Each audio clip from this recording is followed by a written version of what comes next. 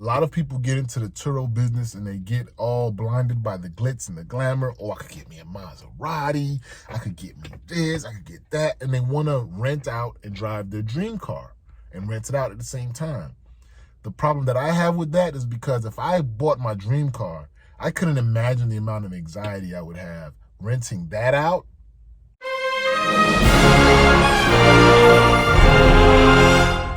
What's up? It's your host, Kev B. Mr. Believe of the Believe in Yourself podcast of Believe in Yourself Insurance and Investments.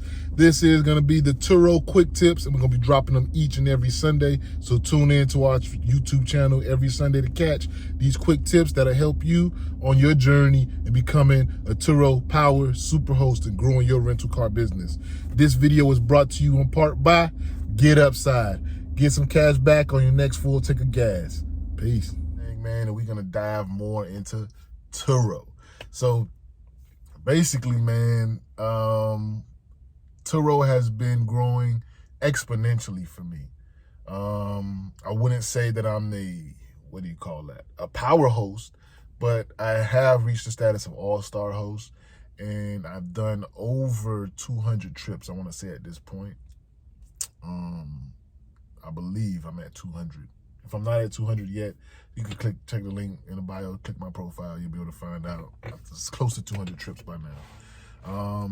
So I've been doing Turo now since about 2016. And there's been a lot of changes on the platform. And is Turo still a viable business model in 2022? That's the question. So I would say yes, it is. If I had to answer the question, it's just that you have to be very strategic and you have to know what it is that you're getting into when you're talking about Turo. When you get into it, you need to take proper planning. There's many different things that people do. You can buy a car outright, which is the option that I chose to do. So I have 3 vehicles on the platform right now. All of those vehicles are paid for. If you watch some of my previous videos, you'll know that I had another car on there before. That was my personal car, which I had payments on. And then I bought another car, which I had no payments on. So I was able to see and gauge which one am I really making money from and what made more sense for me in the situation that I'm in. For those people out there like me, I'm a solopreneur, if that makes sense. I'm a solo entrepreneur. I do a lot of side hustles. Turo is one of the side hustles that I do. And I'm just building myself up, building multiple different businesses. But my main lane that I dive into right now is, life insurance. That's what I do, and I offer life insurance. So if you do want a free quote, I'll leave the link down there in my bio, no obligation, just a free quote, see where you stand. And life insurance is very important for all of those out there. But let's get back to the Turo. So your entrance strategy. There's some people who finance cars. They may get a car loan from, I think one of the better options I would rather you go with, if you're going to do the finance option, is to go get a pre-approval first from your credit union or your banks, because those will always be a lower interest rate than you just going to the dealer. 9 times out of 10. Sometimes you can come with the pre-approval to a dealer, and sometimes they will either try to match or get below. It's depending on your credit. Sometimes they can't. That is an option, and it's very important, those interest rates, because when you start to work out your numbers on what you're going to get in Turo, you want to be very exact as far as like what your costs will be. So you're going to have your car note if you financed or leased a vehicle. Leasing, I'm a little skeptical on leasing, just because usually with the lease, you have to there's a certain amount of miles you're allowed on your lease. And with Turo, you're easily going to do those miles in less the time. So maybe you'll just be turning over cars a lot faster. That's not the lane that I was in, so I'm not going to speak too much on that, but that is a lane people do. What I done is I bought cars. So with my 3 cars, what I did, this was prior to this whole shortage that's been going on out there right now, is I bought 3 cars. All of my cars are under $10,000. So the car I'm sitting in right now is a Jeep Patriot. I got this one for about $6,500. I have also a Chevrolet Sonic that I got for about $6,000, and a Nissan Versa that I got for about $5,200.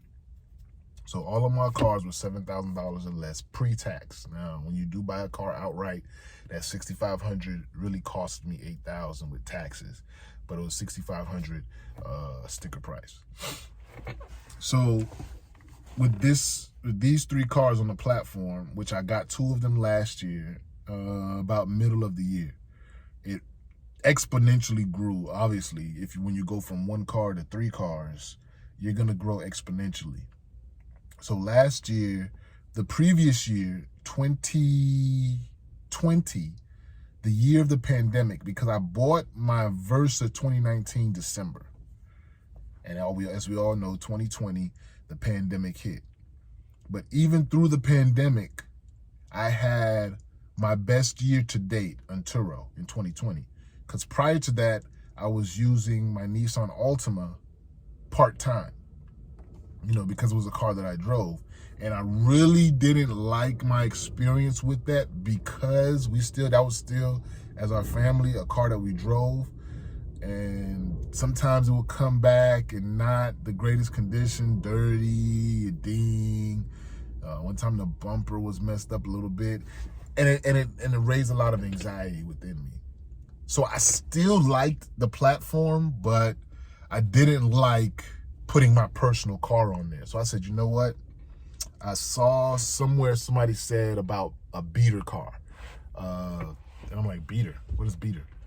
But what a beater car is, that's like, a car that's between, I would say, 6 to 10 years old, because I think the oldest you can put a car on the platform with Turo is, I believe, 10 years. I may be wrong. It may have changed. I think it was 10 years. I'm going to go back. We'll do another video about that. Way back at the beginning when I started in 2016, I believe it was like 13, up to 11 years they would allow cars to get on there. But I think they shortened it down to 10 or 9, right around there. So I said, okay, I'm going to go the beater car route. So I went and got my Nissan Versa.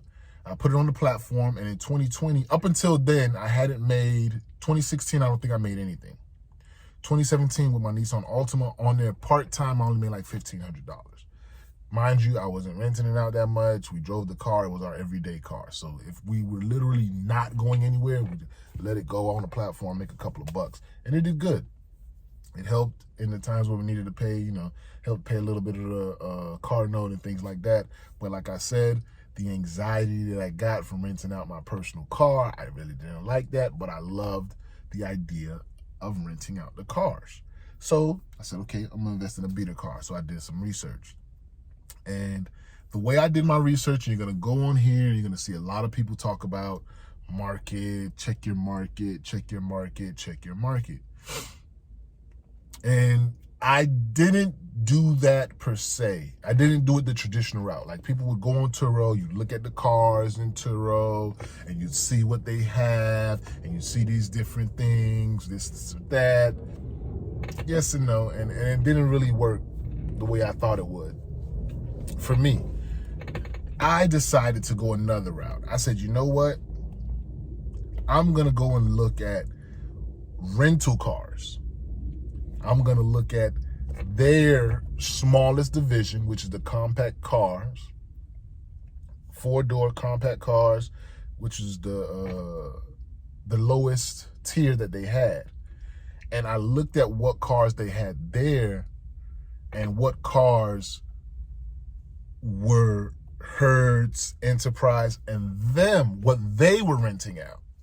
And I fell upon a Nissan Versa. Of course, it was older than what they had, because mine was a 2011. I bought this, was what, 2019 that I bought this one. It came with about 107,000 miles.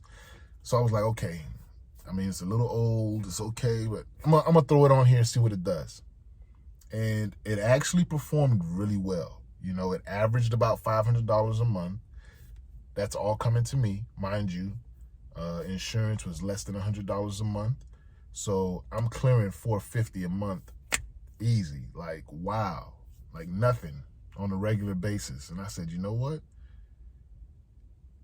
Had I had a car note with this, minimal, even if it's $100 car note with and you know, if you have a payment, insurance is going to ask you to get full coverage or more than just the PIP. So my insurance probably would have been 100 and change. So that would have eaten up half of my profit. And I thought, and I said, you know what? I'm going to expand this. So I let 2020 go by and I saw how it did. I wanted to see how it would do. I said, okay, bet, I like that. 2021, we're going to get another car. So 2021 comes around. I'm looking. I said I want to get the similar type of car because I wanted to get into that sweet spot, the compact cars. Because I seen that this car, it was always rented out. It was doing good. Like I said, I didn't go off what was on Turo. I probably have, there are other Nissan Versas on Turo, but it wasn't the most popular car. It wasn't the car that you're gonna see everybody buying. It's not one of those cars that's gonna come up on a list like that. But it is a car that stays booked. And my reason behind this is because I figured I wanted to tap into the other market. A lot of people get into the Turo business and they get all blinded by the glitz and the glamour. Oh, I could get me a Maserati. I could get me this. I could get that. And they want to rent out and drive their dream car and rent it out at the same time.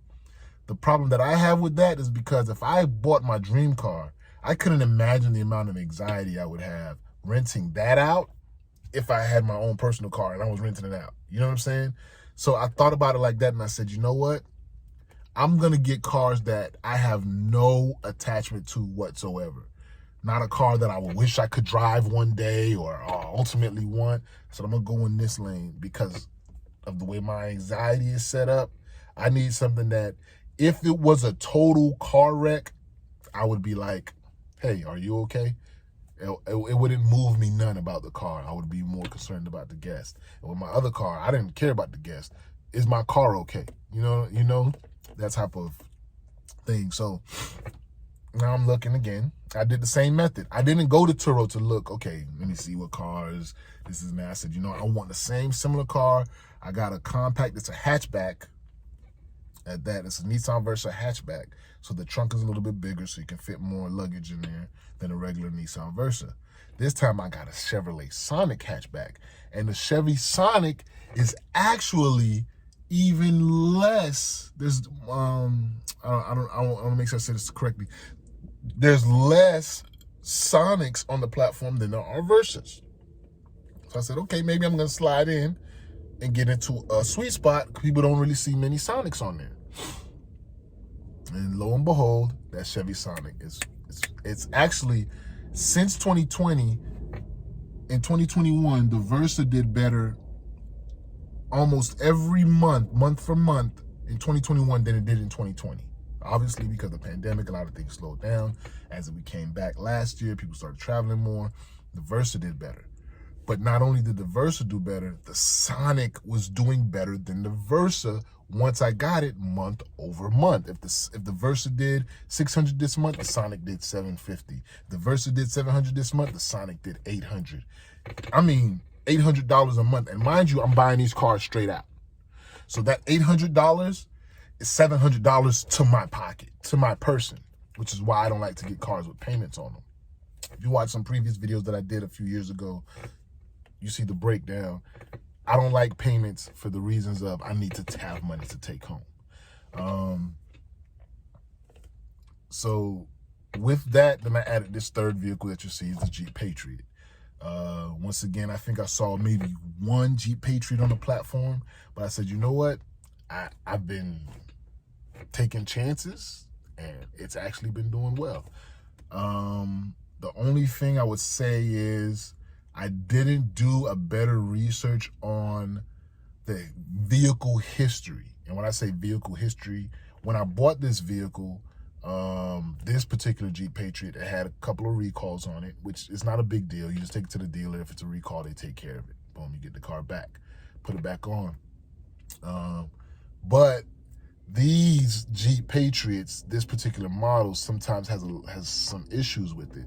So I find myself taking it on and off the platform for repairs and things like that. The good thing is most of my money through the platform is profit. So I'm able to maintain the repairs on the Jeep. And there's been months where the Jeep has done $1,000, and there's been months where it's done a couple $100s. So I haven't found that sweet spot with the Jeep just yet, but my 2 compact cars, they're going. So as I continue to expand with Turo, I'm gonna continue in the compact car lane and go that way. Now, the market that I'm in Miami, Florida. I actually live in Broward.